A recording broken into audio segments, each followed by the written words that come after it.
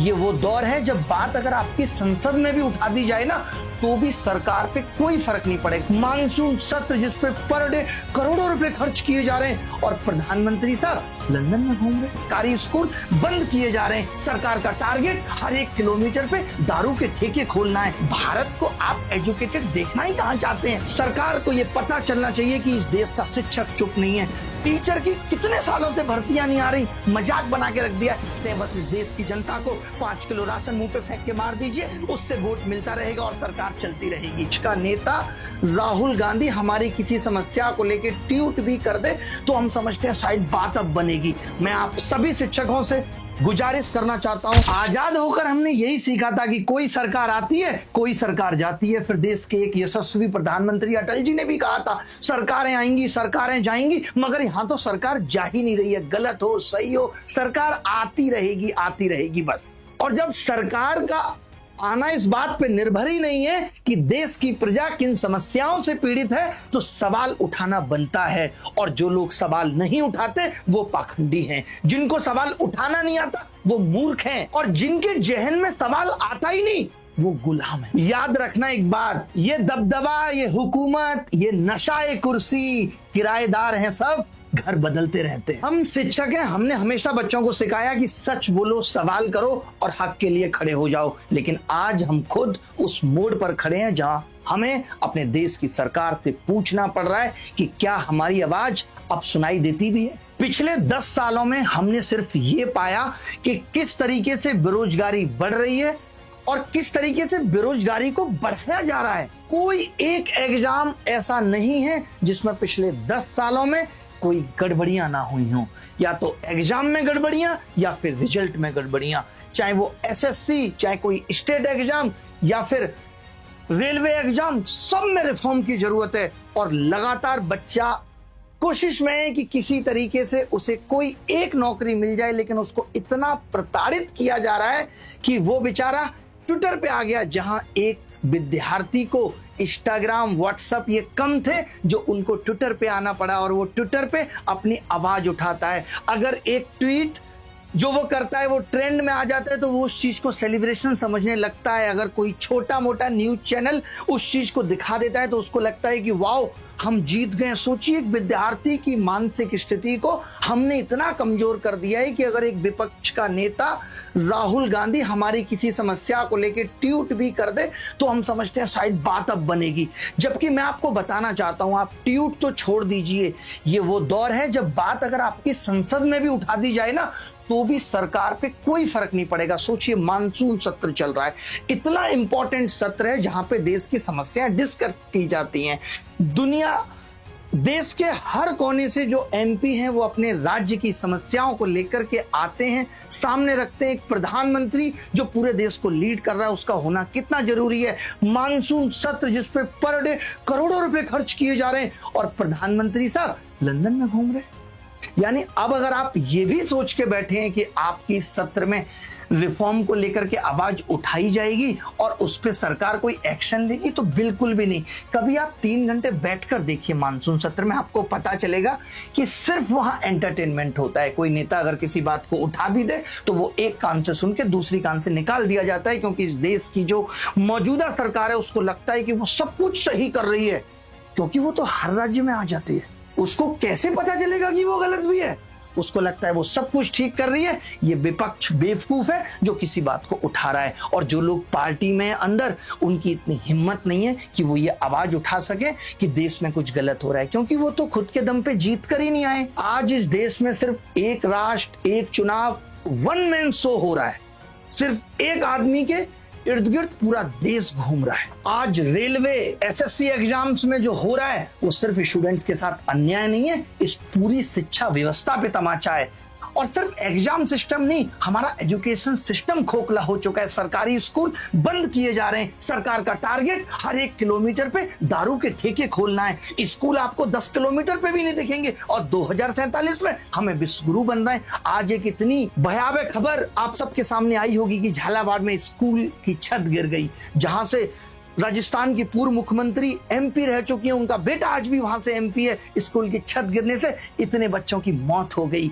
ये digital India और ये विकसित भारत की तरफ हम बढ़ रहे हैं, जहां कभी पेपर लीक है, कभी नॉर्मलाइजेशन के नाम पे बच्चों को ठगा जा रहा है, कभी वेंडर की नाकामी उनके भविष्य को कुचल रही है, कभी एग्जाम कैंसिल हो रहे हैं, और हर बार सफर कर रहा है सिर्फ स्टूडेंट। शिक्षक सवाल उठाता है लेकिन सिस्टम की चुप्पी एकदम बराबर बनी हुई है। देखिए अब बहुत हो गया। 31 जुलाई हम देश भर के सभी शिक्षक मिलकर जाएंगे डीओपीटी मिनिस्टर से मिलने, और हमारी गुजारिश रहेगी अगर इन समस्याओं से निजात पाना है तो बड़े कदम तो उठाने पड़ेंगे। और हम ये बिल्कुल भी नहीं चाहते, हम किसी सरकार के खिलाफ नहीं है, हम सरकार की नीतियों के खिलाफ हैं, सरकार की उस घटिया मानसिकता के खिलाफ हैं जिसको एजुकेशन सिस्टम, एग्जाम सिस्टम के खराब होने से कोई फर्क नहीं पड़ता। उसको ये नहीं लगता कि विकसित भारत बनाने के लिए, भारत को विश्वगुरु बनाने के लिए एजुकेशन सिस्टम और एग्जाम सिस्टम कितना जरूरी है, सरकार को अच्छे से चलाने के लिए कितना जरूरी है अच्छे लोगों की भर्तियां। तो हमारा सबसे पहला कदम है इस सिस्टम को बदलने के लिए कि देश भर के सारे शिक्षक जाएं एक साथ और डीओपीटी मिनिस्टर से मिलें और उसको बताएं कि देश में क्या समस्या है। हम कोई किसी पार्टी से बिलोंग नहीं करते, हम किसी पार्टी की आवाज नहीं है, हम उस विद्यार्थी की आवाज हैं जिसके घर पे 2 वक्त के खाने के लिए भी मुश्किलें हैं, जो अपने परिवार के स्तर को बदलने के लिए कहीं जॉब करना चाहता है। क्या कर रहे हैं आप? आपने प्राइवेट जॉब क्रिएट कर दी, जो सरकारी नौकरियां क्रिएट होनी चाहिए आप वो भी सही से नहीं भर पा रहे हैं, उनमें भी इतने सारे पंगे हैं। हम सिर्फ ये चाहते हैं कि ठीक है आज कम लोगों की जरूरत है, लेकिन जो कम लोग भी आपको लेने हैं उसको तो सही तरीके से भरिए। हमें कोई आंदोलन नहीं, कोई ड्रामा नहीं चाहिए, हम बस एक जवाब मांगना चाह रहे हैं डीओपीटी मिनिस्टर से कि क्या वाकई आप इस सिस्टम को ठीक करना चाहते हैं? क्या आपकी इतनी जवाबदेही नहीं है कि आप गलत को स्वीकार कर सके? अभी एसएससी के एग्जाम में इतनी सारी गड़बड़ियां और धांधलेबाजी हुई है, स्टूडेंट्स पे हाथ उठा दिया जा रहा है, उनको एफआईआर की धमकी दी जा रही है, 500 किलोमीटर दूर बुला के आप गुंडागर्दी करना चाहते हैं। किस वेंडर को आपने एग्जाम कराने की परमिशन दे दी? आज हमारी सरकारें इतना समर्थ नहीं हो पाई है कि एग्जाम करा सकें, और बात इतनी बड़ी बड़ी। देखिए हम अकेले नहीं जा रहे, हम आपके लिए जा रहे हैं, आपकी उस आवाज, आपके उस दर्द के साथ जा रहे हैं जिसकी मेहनत इस सिस्टम ने बर्बाद कर दी है। अगर आप चाहते हैं कि आवाज और मजबूत हो तो ये वीडियो आप सबको अपने अपने शिक्षकों तक पहुंचाना है, अपने शिक्षक से कहना है कि सबको साथ आना है। सरकार को ये पता चलना चाहिए कि इस देश का शिक्षक चुप नहीं है। जब सब लोगों के मुंह बंद हो जाए तब एक आवाज जो उठती है वो इस देश के शिक्षक की आवाज है। हमें कोई उम्मीद नहीं है किसी मीडिया चैनल से। आज मुझे एक मीडिया चैनल ने कांटेक्ट करके बोला कि हमें आपसे बाइट चाहिए। मैंने कहा अचार डालोगे आप मेरी बाइट का? क्या करोगे? आपको बाइट लेनी चाहिए इस देश के मंत्रियों से, आपको बाइट लेनी चाहिए एसएससी चेयरमैन से कि जो बच्चे उंगली उठा रहे हैं इस पे आप क्या एक्शन ले रहे हैं। लेकिन किसी की हिम्मत नहीं है कि कोई सरकारी मिनिस्टर, कोई सरकारी अधिकारी से जाके पूछ सके कि इतना गलत हुआ है। उनको भी लगता है कि थोड़ी सी बच्चों की आवाज उठा के अगर हमें थोड़े बहुत व्यूज मिल जा रहे हैं उतना हमारे लिए पर्याप्त है। यहाँ मनसा किसी की भी नहीं है, ना यहाँ मनसा विपक्ष की दिखती है कि कुछ ठीक किया जाए, ना यहाँ मनसा मीडिया चैनल्स की दिखती है कि कुछ ठीक किया जाए। आप बताइए ना, क्या इतने सालों में आपने कुछ देखा कि किसी मीडिया चैनल के जरिए हमें कोई सफलता मिली हो? इतने सालों में आपने देखा क्या हमें किसी विपक्ष के नेता ने इतना सपोर्ट किया हो कि हमारी आवाज सरकार तक सिर्फ पहुंची ना हो, उस पर काम भी हुआ हो? नहीं देखने को मिला होगा। देखिए शिक्षक अगर किताब से तस्वीर बदल सकता है ना, तो सड़क पर उतरकर सिस्टम भी बदल सकता है। 31 जुलाई को मिलेंगे मैदान में सवालों के साथ। मैं आप सभी शिक्षकों से गुजारिश करना चाहता हूं, राकेश यादव सर और पूरी करियरविल टीम के रेस्पेक्टेड टीचर्स से, कुमार सर, शुभम जैन भाई, विक्रमजीत सर और रैंकर गुरुकुल के सभी रेस्पेक्टेड टीचर्स से, नीतू मैम और केडी लाइफ के सभी रेस्पेक्टेड टीचर्स से, जयपुर से राजा सर और नियोन क्लासेस के टीचर्स से, आशुतोष सर और अड्डा 247 के सभी टीचर्स से, अंकित भाटी और आरडब्ल्यूए के सभी रेस्पेक्टेड टीचर्स से, आदित्य सर और विनर इंस्टीट्यूट के सभी रेस्पेक्टेड टीचर्स से, जितनी भी इंडिया के अंदर फीमेल शिक्षकें पढ़ाती हैं, चाहे वो हिमांशी मैम, चाहे काजल सिहाग मैम, मैं इन सबसे भी गुजारिश करना चाहता हूं। और हर एक शिक्षक के पास अपनी अपनी प्रॉब्लम्स होंगी। हम एसएससी वाले एसएससी की सारी प्रॉब्लम्स दिखाएंगे, रेलवे वाले शिक्षक रेलवे के रिफॉर्म की बात करेंगे, टीचर की कितने सालों से भर्तियां नहीं आ रही, मजाक बना के रख दिया है। भारत को आप एजुकेटेड देखना ही कहां चाहते हैं कि आप शिक्षक की भर्ती निकालेंगे? आप तो स्कूल बंद करने पे पड़े हुए हैं। आप सोचते हैं बस इस देश की जनता को 5 किलो राशन मुंह पे फेंक के मार दीजिए, उससे वोट मिलता रहेगा और सरकार चलती रहेगी। क्योंकि आप सिर्फ हमें झूठी दिलासा देना चाहते थे। आपने जो 2014 में भी हमें तमाम तरीके के वादे किए और अभी भी ये वादा झूठा और खोखला लगता है कि आप 2047 में भारत को विकसित बना देंगे, विश्व गुरु बना देंगे। कुछ भी यकीन नहीं है, क्योंकि हम उस रास्ते पे नहीं है। वो रास्ता हमें नहीं दिख रहा है। बिहार के जितने भी टीचर्स हैं, चाहे वो इंजीनियर SK झा, नवीन सर पटना से, रोशन सर ज्ञान बिंदु अकेडमी से, और सबसे बड़े टीचर देश के जिनको हम सब ने इतना प्यार दिया, खान सर से मैं स्पेशली गुजारिश करना चाहता हूं कि वो एक दिन का वक्त निकाल कर के 31 जुलाई को आए और हम सब के साथ हमारी भी आवाज को और बुलंद करें। अलग पांडे सर जो कि तमाम कैटेगरियों में PW आज पढ़ाता है, उनसे भी ये गुजारिश रहेगी कि वो या उनके जितने भी शिक्षक हैं जो इस आवाज को और बुलंद कर सकते हैं, क्योंकि ये प्रॉब्लम सिर्फ SSC की नहीं है, ये प्रॉब्लम सिर्फ रेलवे की नहीं है, ये प्रॉब्लम सिर्फ TET की नहीं है। पूरा एग्जाम सिस्टम, पूरा एजुकेशन सिस्टम फ्लॉप हुआ है। मैं जानता हूं कि आज सबको ये डर भी लगता है कि हम सरकार के खिलाफ चले गए तो सरकार हमारा क्या कर देगी। क्या हमको बच्चों ने इतना प्यार दिया या हमने ये जन्म लिया है? हम तो कुछ भी नहीं लेके आए थे। अगर सरकार बहुत कुछ भी छीन लेगी, अगर हमने यही सोच रखी होती तो आज भगत सिंह और सुखदेव को याद नहीं किया जाता, जिन्होंने देश की आजादी के लिए खुद को कुर्बान कर दिया। क्या हम देश के लिए इतना नहीं कर सकते?